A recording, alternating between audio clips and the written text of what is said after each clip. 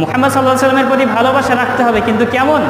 যেভাবে তার সাহাবীরা মুহাম্মদ সাল্লাল্লাহু আলাইহি সাল্লামকে বুঝেছিল, ভালোবেসেছিল, যেভাবে আল্লাহ রাব্বুল আলামিন বলেছেন, বাড়াবাড়ি আমাদেরকে করতে বলা হয়নি। যখন 63 বছর বয়সে মুহাম্মদ সাল্লাল্লাহু আলাইহি সাল্লাম মারা গেলেন, তখন আবু বকর রাদিয়াল্লাহু তাআলা আনহু এই ঘোষণা দিলেন যে আলা মান কানা ইয়াবুদু মুহাম্মাদান, যারা তোমরা মুহাম্মাদের ইবাদত করো, যারা তোমরা মুহাম্মাদের ইবাদত করতে, তারা জেনে রাখো ফাইন্না মুহাম্মাদান কদ মাত, মুহাম্মদ সাল্লাল্লাহু আলাইহি সাল্লাম মারা গেছে। যারা তোমরা এতদিন মুহাম্মাদের ইবাদত করতা, তারা জেনে রেখো যে মুহাম্মদ সাল্লাল্লাহু আলাইহি সাল্লাম মারা গেছে,